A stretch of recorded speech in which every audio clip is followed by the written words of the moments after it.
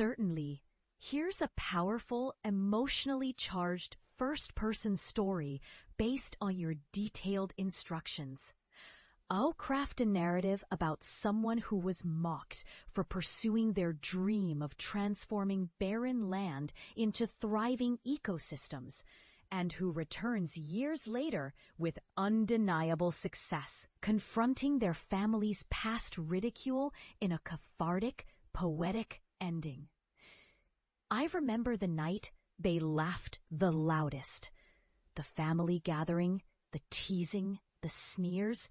They told me I was dreaming too big, that I was wasting my time chasing something so ridiculous. He called me a fool, said I'd fail, that I'd embarrass the family with my foolishness.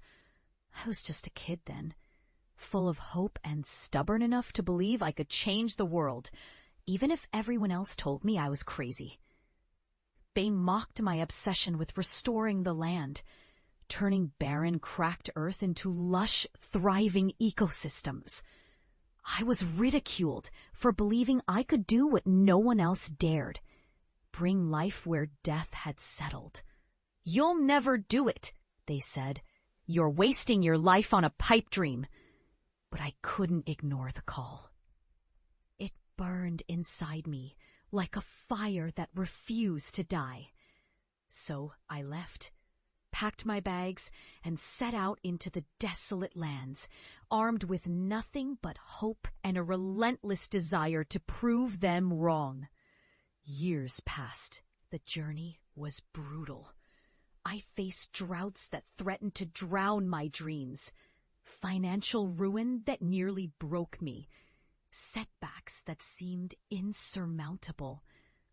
Every time I stumbled, I remembered their words, their sneers, their laughter.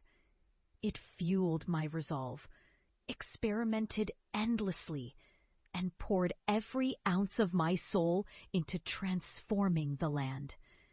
And slowly, imperceptibly, life began to return. Years passed. The journey was brutal. Tiny shoots pierced the cracked soil. Birds returned. Streams flowed again where once there was only dust. I kept going, driven by a vision no one else believed in. It was a lonely, arduous path, but I knew deep down that I was creating something real, something lasting. Today, I stand at the edge of what was once a wasteland, the land I turned from barren dust into a lush, vibrant sanctuary. Forests stretch as far as the eye can see, rivers run clear, and wildlife flourishes in every corner.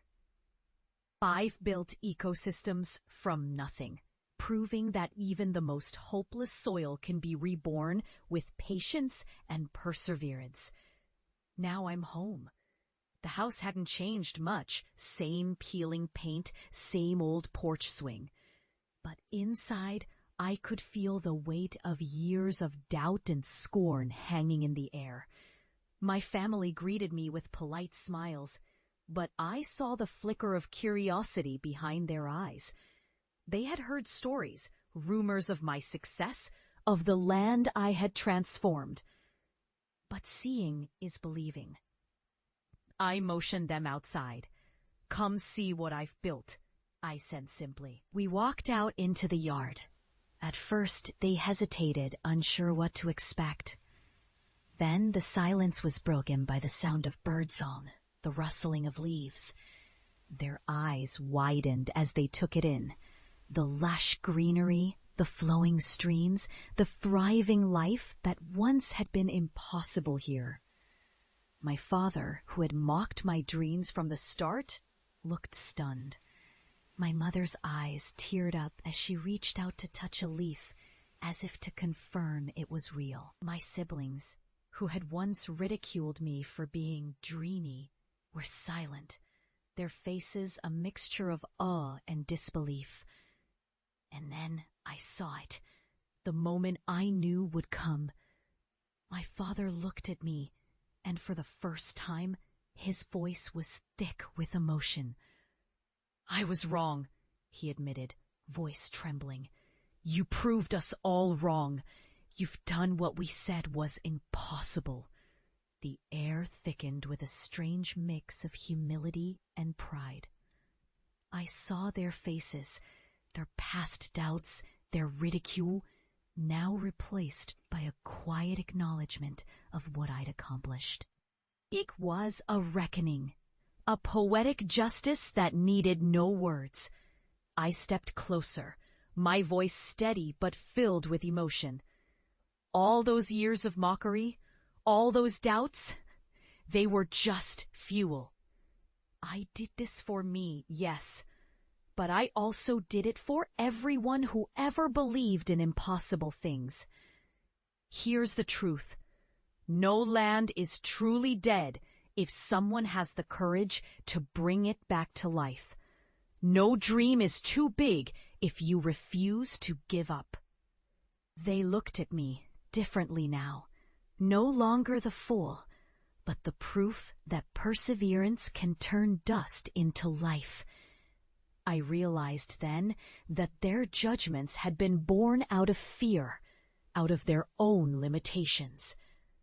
But I had broken free from that prison, and I was standing in the full bloom of my own resilience.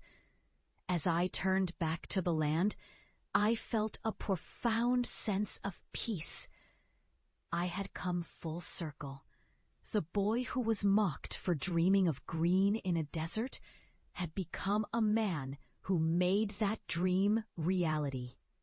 And in doing so, I had rewritten the story they once wrote for me. The greatest lesson? That sometimes the soil of doubt must be turned over with patience and grit.